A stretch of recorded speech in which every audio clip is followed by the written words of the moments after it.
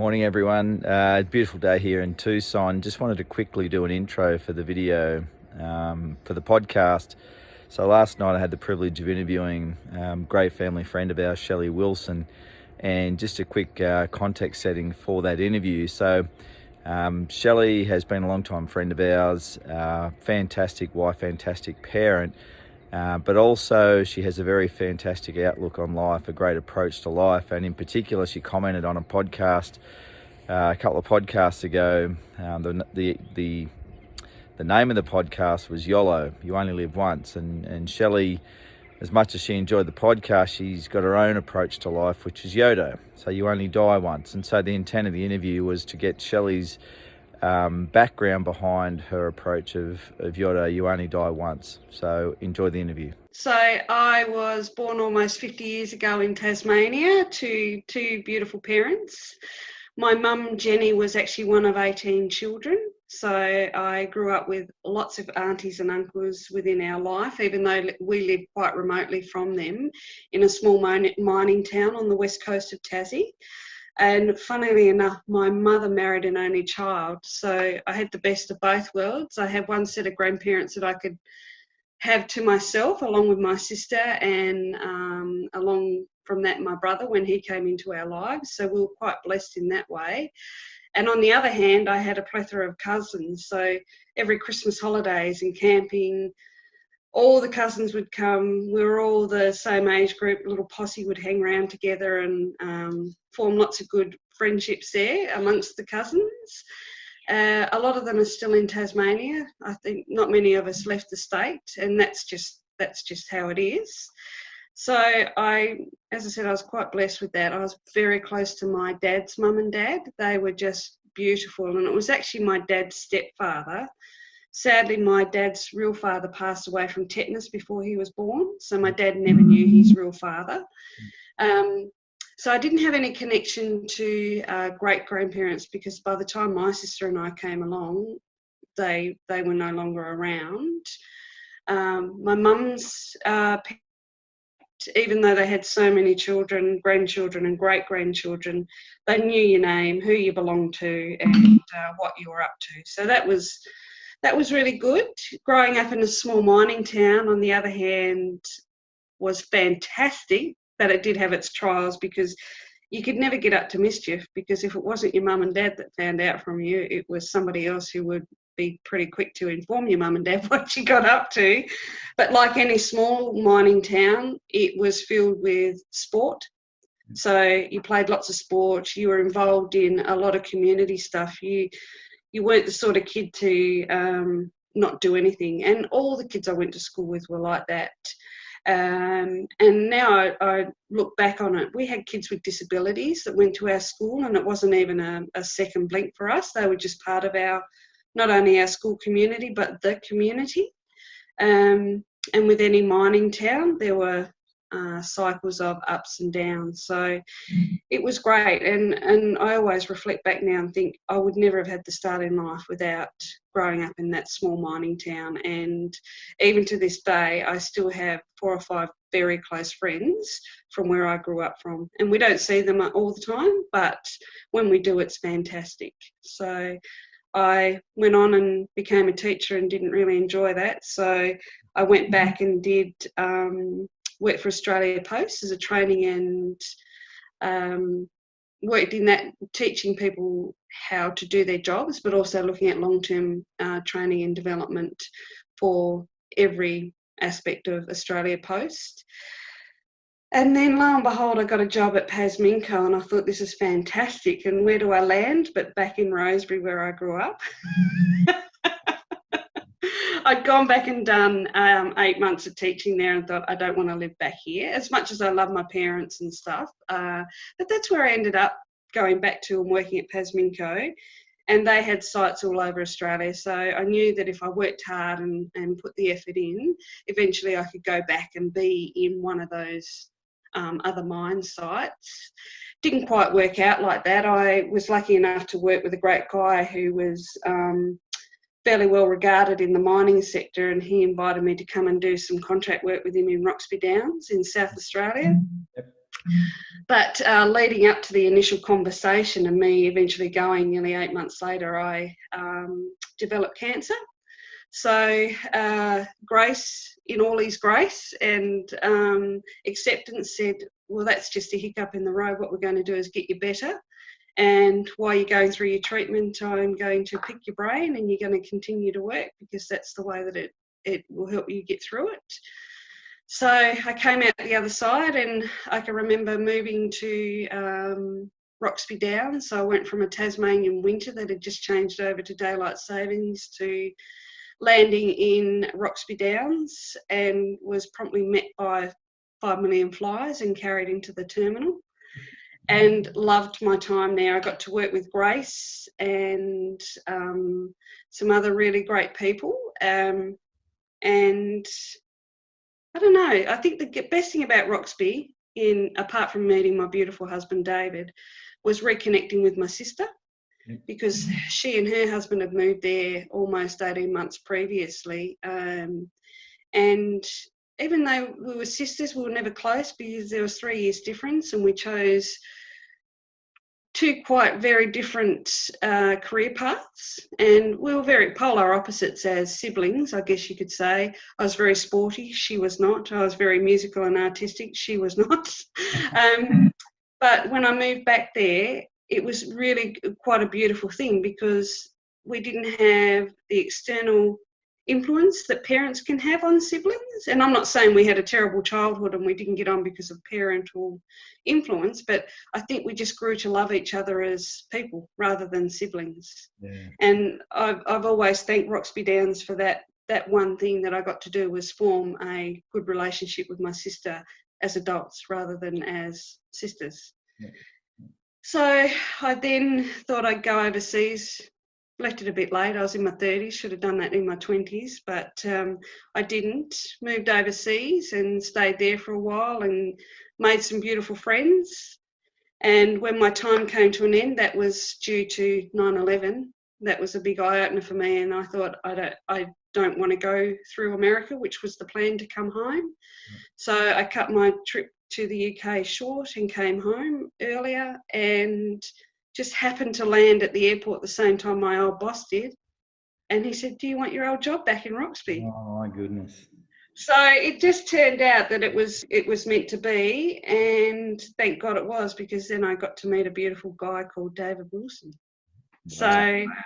So from there, I used to run the Singletons Club in Roxby, which I think it's pretty important, because as you'd know, Grant, when you're not living with family and you're actually working in a small mining town, it's easy to fall into that trap of eating in a mess and then going back to your donga and being quite lonely.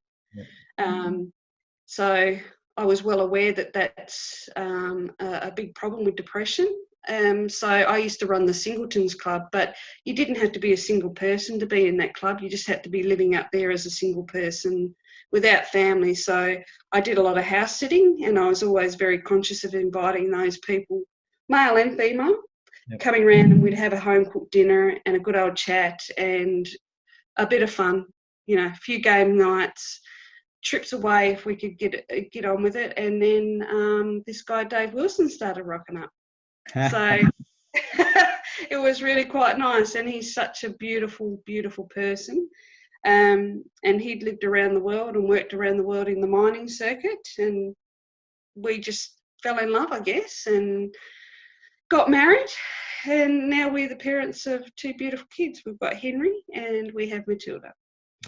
So, and along with that is obviously been a few moves, but our biggest thing, I guess, in our life is that we have a child with special needs. And at the time of Henry's diagnosis, we were living in Adelaide, I guess, and it was, as a parent, you have these misconceptions about you're going to have these babies and everything's going to be fantastic and you'll go back to work. And sometimes I just wonder whether men get that thing for women to, you have a baby and out comes this 6-pound baby, but behind it is like 500 kilograms of mother's guilt. And I'm sure fathers get that guilt as well. And after Henry was born, we moved to Adelaide, and I did have the option to go back to work for WMC it was then, but I just couldn't give this little baby to somebody else to care for. Like, from my perspective, I felt that I didn't need to work, and at that stage we were already pregnant with Matilda, so I made that. It was quite a conscious decision, and Dave was very supportive whether I went back to work or didn't go back to work. But as you know, when you live in a strange place and you don't have family to support you, the expectation is you give this baby to someone in childcare and try and sustain that life. And I couldn't do it personally, and I've never judged anybody else for doing it. It's just something that we made as a couple, that very conscious decision that, well, you know, for the next 2 to 5 years, I'll stay home and parent. So along came our beautiful Matilda 15 months later, and at that stage I started to realise as a parent, as in the early days, because no one prepares you for parenthood. I think you can read every book in the world and be part of other people's lives when they have children, but you as a parent, first time round, no one prepares you for how your life changes. But I guess the outlook on my life was, I'm not in control, and I was somebody that was always in control prior to having children, and you have no control. You can't give kids the look and have them be quiet so that you can continue talking. So I guess the question I asked early on was, I can't control it, but I can control how I feel about it.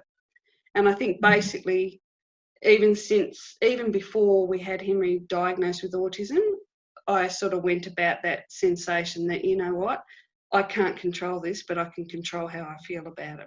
Yeah. And, you know, like all parents, you yell, you scream, you walk off in frustration and wonder why you've done it, but you'd never give them back, ever. Not ever. So, and here we are.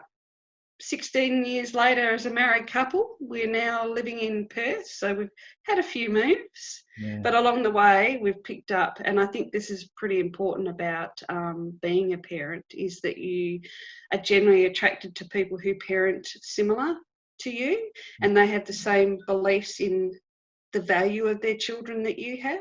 So along the way we have met some beautiful people, not only through Henry's diagnosis with autism, but also people who accept Henry for who Henry is. Yeah. And sadly, we lost a few friends that couldn't accept it because they felt that their kids were going to catch autism. So, and to be quite honest, I sort of got to that point in life where I was old enough and ugly enough to think, well, actually, you don't deserve us as friends. Yeah. So never not nice about it, but just never made the effort either. So I think that that's where we are. So it's good. But me as a parent, I don't know, you probably have to ask my kids how I parent. I know you get good feedback from one. I just thought a little bit of context, just to sort of jump in a bit there. That's a really beautiful story that you just told there, Shelley. And I think for people that may listen to this podcast or watch the playback of the video, there's a deliberate reason why I invited you to be part of this interview. And so I'll go through a couple of them. One is, so we've been good friends. You and Dave and Mel and I, we've been good friends for, Mel and I were talking about this time, I think it's around about 10 years, give or take, but, you could make a lot out of me for a year or so, but it's around about 10 years.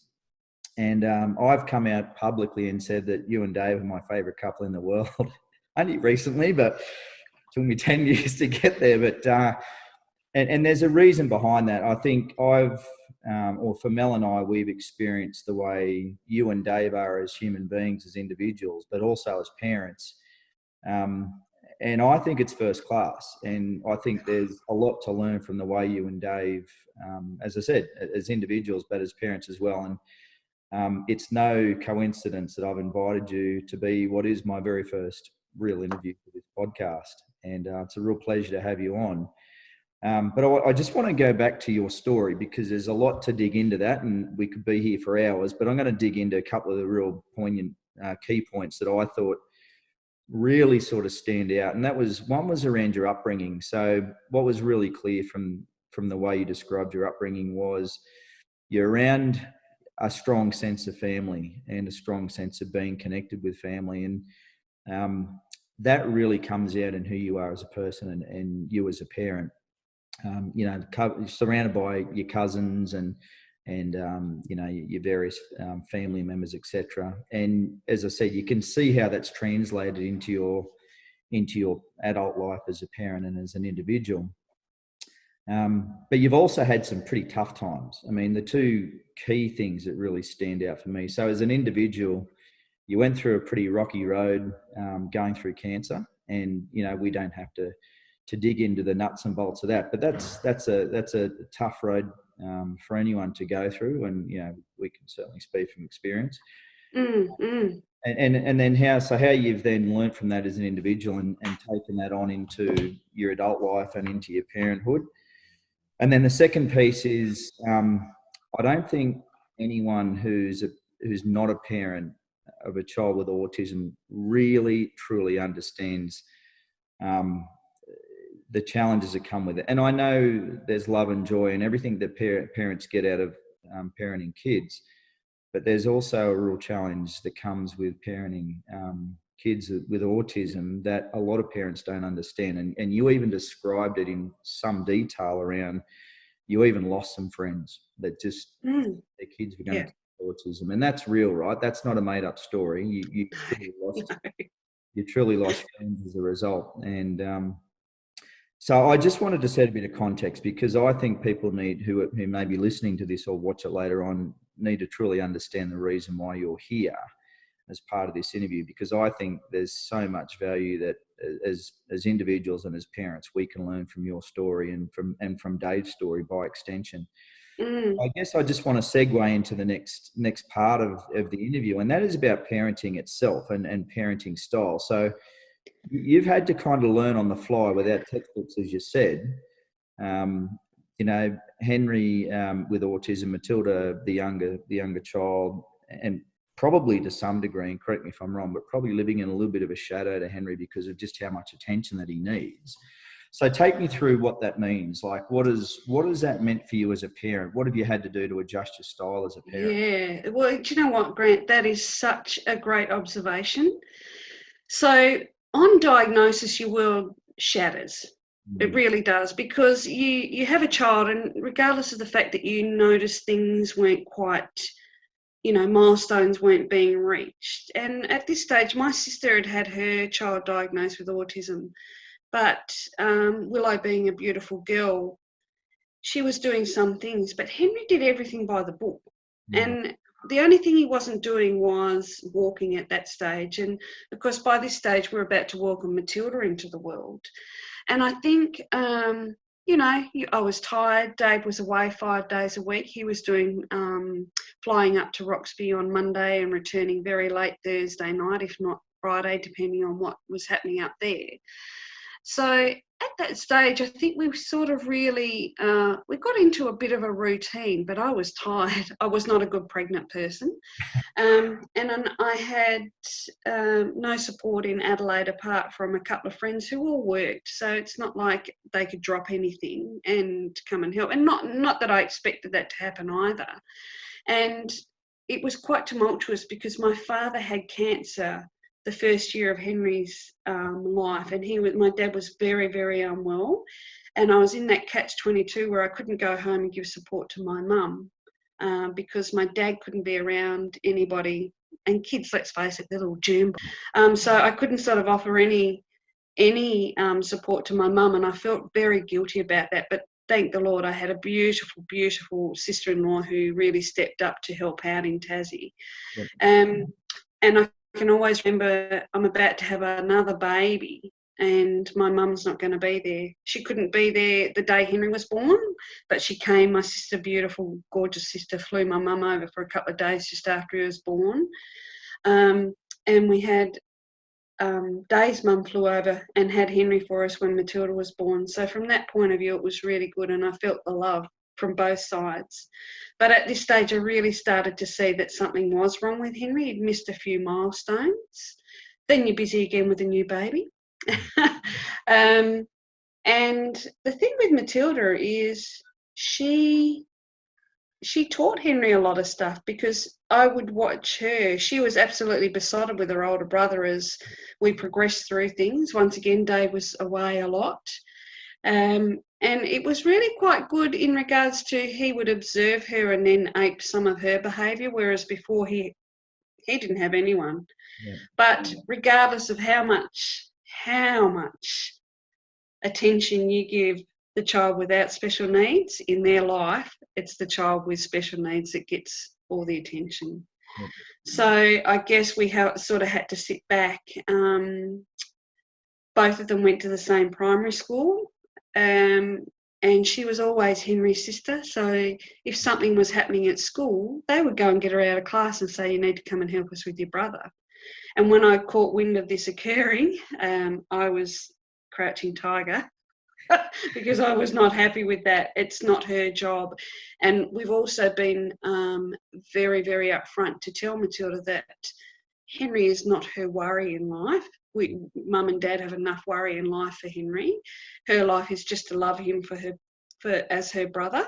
Yeah. And there's no expectation that she is responsible for him in any way. But in true Matilda style, she can't help herself. So in those earlier years, we were very conscious that she had her own play dates. So I would either have Henry removed, not taken from the house, or looked after elsewhere, so that she could just be Matilda. Yeah. She didn't always want to be the sister who had a brother with special needs, even though that's part of our family unit. So we were always really conscious of that. And I guess as a parent of a child with special needs, you have to work harder at being conscious about that.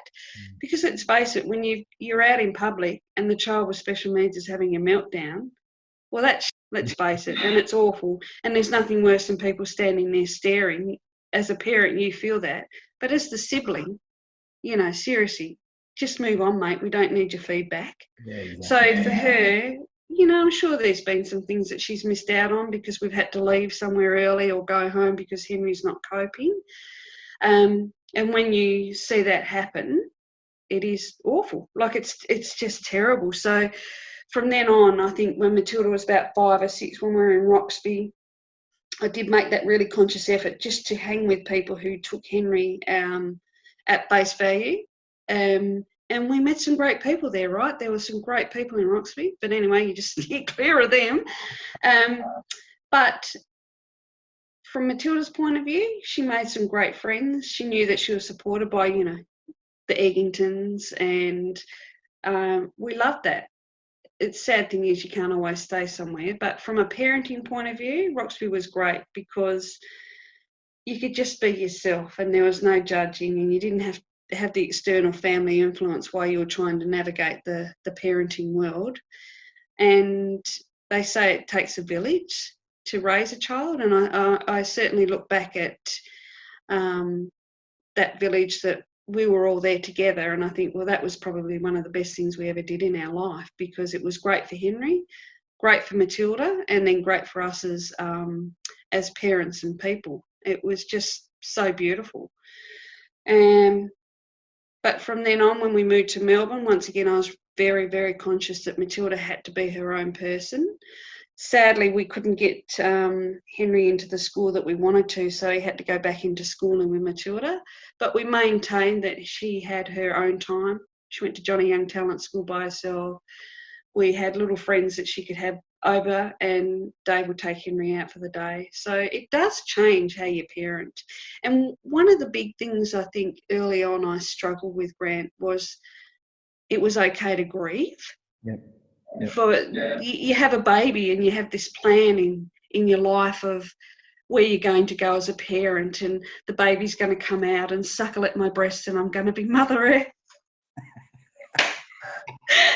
And then that goes to... But what happens is you have an idea in your head of what life's going to be as a family unit, and I think in each stage you grieve. I grieve for the fact that Dave will never be able to go and watch Henry play football with the mini leagues or the junior leagues or basketball and we've tried all that sort of stuff. So I sort of grieve for that they don't share that, even though they have a beautiful relationship, and Henry's very reliant on Henry now. Henry's very reliant on David now in his life, but at an early age, you just don't get to go out and have a day at sport. And also too, in reflection, Matilda actually missed out on that as well, because our weekends were spent doing therapy with Henry. Yeah. So she'd get taken to dance or whatever, but we'd have to be back at a certain time to meet the therapist so that we weren't running behind. And we could never go out and have morning tea with Henry, for example, because he wouldn't cope in that environment. So there's stages where you grieve at how you wanted to be a parent. But in saying that, I'm not the person. I know that your past holds you up to your future, but I'm not the person who continuously looks back over my shoulder and says, if only, because you can't continue to look backwards. You have to look forwards. Yeah. So, I think having a child with ASD and special needs does make you a different parent, and it does change how you interact with other parents and how you interact with the child who doesn't have special needs. And sometimes I find that I'm a little bit firmer on her than I should be, but she's getting to that age now where she'll just say, I don't like that feedback. Yeah. And that's fine, because I think as parents, you would understand this, having teenagers coming into the realm, is that it's pretty important for kids to have their own identity. Yeah, for sure. And if that's one thing I've always wanted to instill in both my kids, is it's okay to be who you are, but it's never okay to be not nice. Yeah. So say what you think, but never start by saying, well, that's just my opinion, because you know what? Saying that in front of something hurtful doesn't make it okay. So that is one thing that I've always said to Matilda. I get that you're angry and sad sometimes with Henry, but it's never okay to be horrible about it or nasty to anyone ever. So, I guess that's how we parent. I don't know, Grant. Yeah. No, that's a great way to describe it in the level of detail that you did around what, presents a fairly tough situation. And, you'd have every reason and every excuse to say your life sucks and woe is me, but you're not like that, and neither's Dave.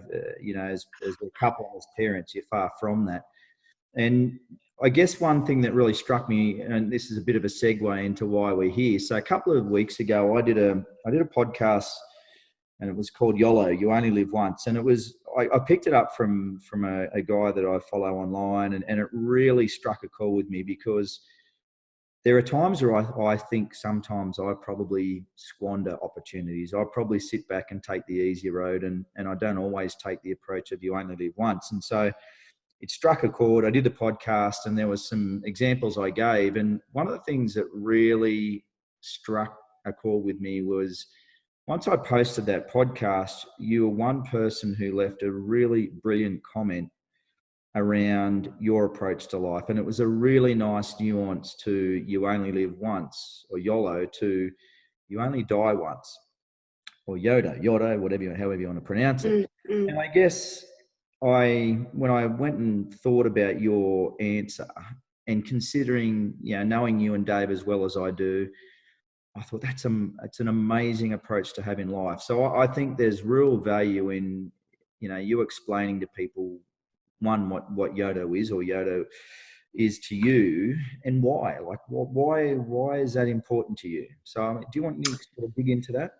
So I think it was about 12 months ago, and please forgive me. So whoever's out there in that realm who put it up there, that, well, stop saying how you live once, because you live every day. You only die once. And for the life of me, Grant, I should have taken more note.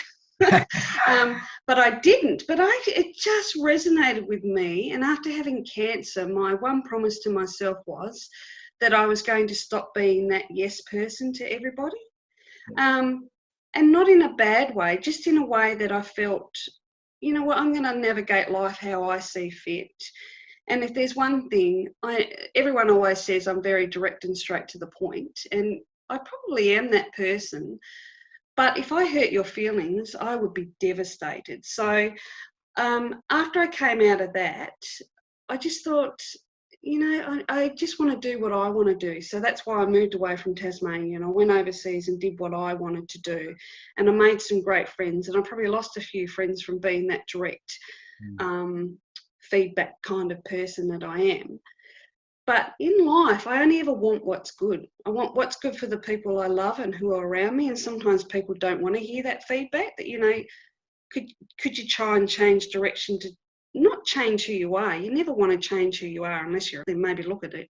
But you never want to change the centre of a person, because I think everybody has a good base in life. Yep. It's just sometimes those changes they make. And sometimes you have to have that calling which says, well, actually, you know what? You need to sit up and wake up and have a look at this. And it is your time to change. But sometimes we do it in the small things, and it's not about making great achievements. And I think that this is what I've realised the last 4 years, and this is why we got onto the YODO, is that I'm never, ever going to change the world, ever. I'm in the process of writing a book that I've been attempting to write for 5 years.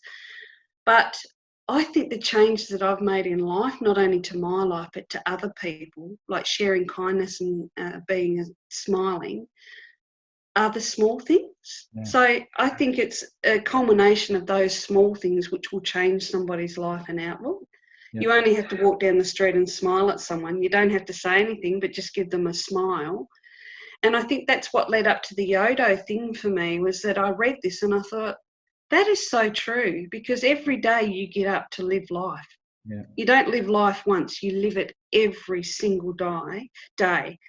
You die once, and sometimes living life is, you can either live the high life or the low life, and there's sometimes that medium in between of living your life every day. And some days it's okay just to have a down day where you're not living the high life.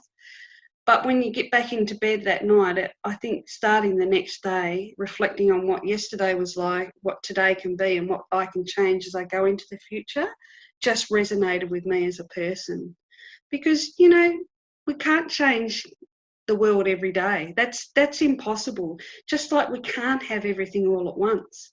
Yeah. You can have it, but just not all at the same time. Yeah. I can't be a successful woman who's writing fantastic novels and have a husband who's working the sort of hours he does. That's impossible. It's a dream, and I will get there eventually. And you can have everything in life, just not all at once. And I think that that's also attributes towards the you only die once. So from my perspective, I just thought, right, I am going to die. That's inevitable. We're all going to die. So what I am going to do is live. Not once, but every day. And I'm going to either live the high, the low, the medium, or whatever, but I'm going to make sure that each day that I live, I want to learn something from that day. Yeah. So... And it really came to fruition at the beginning of this year when we went home to share Dave's cousin's daughter's wedding. We were lucky enough to be invited to that wedding in Melbourne. And 2 weeks later, there was a Douai family reunion, which is my husband's French side. All the French cousins were out from France. And Dave's like, oh, I can't go. We're over here for this wedding. And I thought, you know what? You only die once, Dave. Those people you will probably never see again from France, you're going. And that's where it really, really resonated with me, that this year was the year of yes. Yeah. Obviously, coronavirus has put a stop to that, but anyway. Yeah. But you know what I mean? Like, I think I've done a full circle. I always said to myself, I'm not going to be the yes girl anymore. And I think YODO put that back into perspective. It's okay to say yes, as long as you are getting something from it, not from a selfish point of view, but you are sharing whatever it is in your experience. And I said to Dave, you know what, everyone at the wedding said, you only live once, you should come back. And I thought, no, actually, you only die once, you go. Yeah. It's pretty important. I think as a parent, if you can instill that outlook, it's pretty important, especially parenting teenagers, because there's some dark times, right?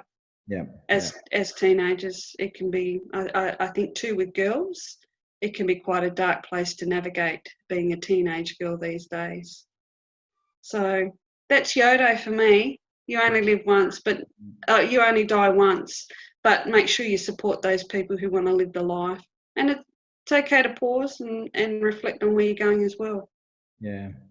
Look, the thing I really like about your response there is you gave not just the highs, but you also talked about some of the lows of where YODO's really come through for you, and the approach you've got on life gets you through not just the highs and making the most of the high points in life, but also those tough times in life as well. So um, it's a nice segue. You mentioned coronavirus, you mentioned COVID-19, and Oh, be remiss of us not to talk about it with everything going on. I've got no doubt there's some parents that are doing it pretty tough out there, Shelley, and probably a lot worse off than what you and I are. And they've got mm. added pressures, working at home. They've got no daycare. They've got to homeschool their kids. They've got kids getting bored. Behaviour's going out the window. They can't go out and see their friends next door. What's some pearls of wisdom or advice or suggestions that you might be able to share with parents based on Oh, look, some of your you know, Grant, the first thing is, if you're worried about it, that tells me enough that you care.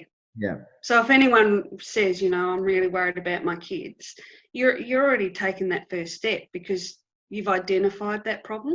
yeah, And it is hard. It's hard for us as people. And, our kids are in their own little community, right? School is community. yeah, absolutely. And whether you're a homeschooler person or not, we've basically pulled our kids from a climate where they're comfortable and they have their own little peer systems to putting them in. From our point of view, we've really made sure that Matilda Zoomed all her mates in recess and lunchtime. So even though they're not homeschooling, they're not online doing schoolwork, they're actually online socialising. Yeah, So from that point of view, it's been really important that she can do that. And I'm not interfering with that. I just really want, and I can hear them laughing in there and having a good time. I'm just not willing to break it up because all our kids are facing a really tough battle. No one's ever been through this. And I love it when our parents say, well, in our times, and I have to gently remind them that we're not in their times anymore. It's great to reflect back, but we're not in your times anymore. Our kids have only ever known times with technology and mates. So I'm embracing that, and I probably let Matilda have some screen time, a bit more screen time than we're used to, but she's not seeing friends, and I think it's imperative that they are Zooming, and it's great when I walk in and I see all her little friends and we give a wave and they all ask how we are and we ask how they are, and I love that. And, nothing more embarrassing than your dad coming in behind and dancing while you're Zooming with you. Good on Dave. That's Dave, right? So I think from that point of view, Grant, I always say when people start the conversation with, I'm not a good parent because it's going this way. For me, the fact that you've raised it already says that you are a good parent because you're worried, right? And that's the first step in. My husband's just trying to get my attention. I think they're off somewhere. You still being interviewed? I am.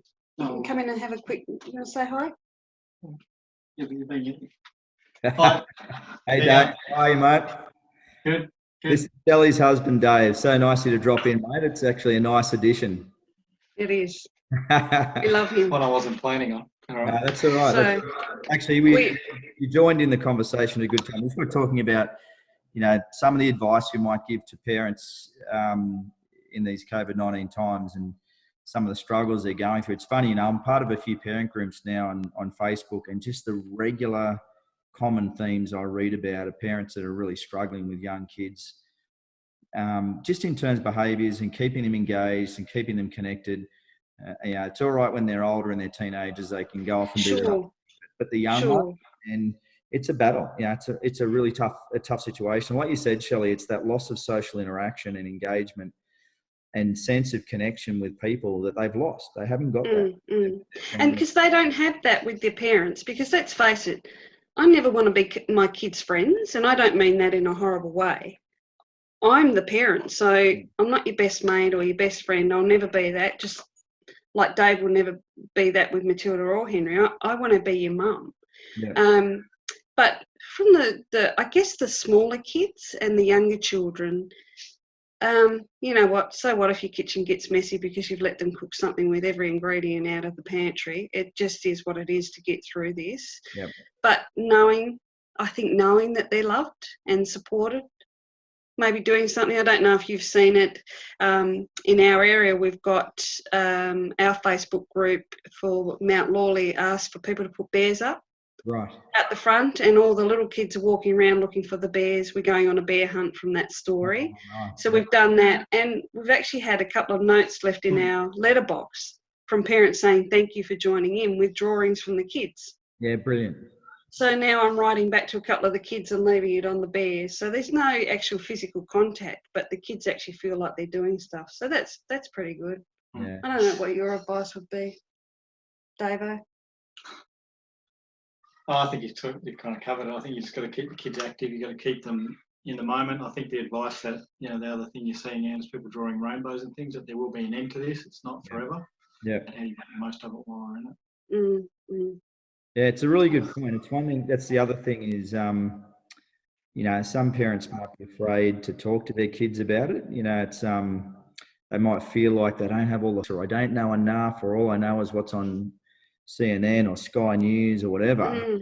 You don't have to be an expert to talk to your kids about it. We're not experts at parenting. Oh God, no, but you're right. I think too, our challenge has been explaining it to Henry.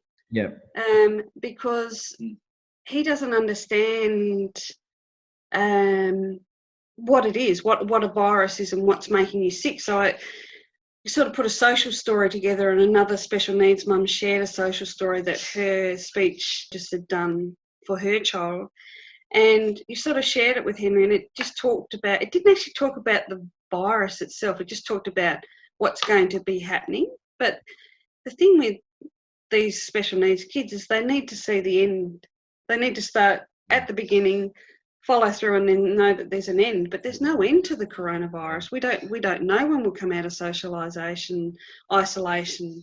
So for him, we just say, well, we can't go there because of, and he'll say coronavirus, but I'm not sure how much he understands. But he's aware enough to be able to talk about it from what you. Absolutely, and he will say doctor and say yes. So we don't have the coronavirus. We don't want the coronavirus. Yeah. So this is why we can't go out. So we're just telling him some things are closed and you can't go there because of the coronavirus. But it will be interesting because he goes back to school in 2 weeks, whether or not he will cope if they don't go back to school, because doing what we're doing here now would not work for Henry. He would not be out of school, whereas Matilda's just slid straight into the homeschooling, online, visual learning, just the way she is. Henry would just be wanting to turn you up because he'd want to hear your voice. It's like, this isn't fun. I can't Google. Well, you couldn't do it without direction. We'd need someone next to him the whole time just to keep him on target, I guess. So, yeah. Anyway, you're off somewhere. I'm going to go. All right. They're off to the beach. Very good. Well, that's probably a good place to wrap it up. I just want to say, look, thanks very much. Thanks for jumping in at the end there, Dave. Look, I guess some awesome advice there, Shelley, just based on your own story. But your advice and recommendation off your own experience through life and as a parent and as a wife, I think there's some real nuggets of information that people can take from that. So I just want to say thanks so much. No worries. And you're my very first interview, so I appreciate the fact that you've pop the cherry. Absolutely, pop the cherry. And, as usual, it's an honour and a privilege, and I just want to say thanks very much, and we love you. Oh, you're welcome. And you know what? Just one thing, Grant. The thing with parenting children is that your kids are the sum of you. Yeah, true. So they're the sum of two people. So however you are with your wife, I think it's very important that if you model good behaviour, kids just absorb that. Yeah, great. And you and Mel do that beautifully. That's what I said to Mel yesterday. People want to be close to you because you're those people. So, and we love the eggs. So thanks for today. Awesome. Great feedback. Thanks very much, Shelley, and thanks again for taking the time. Much appreciated. No worries at all. Thanks, Dave. See you guys. Bye. See ya. Bye. See you later.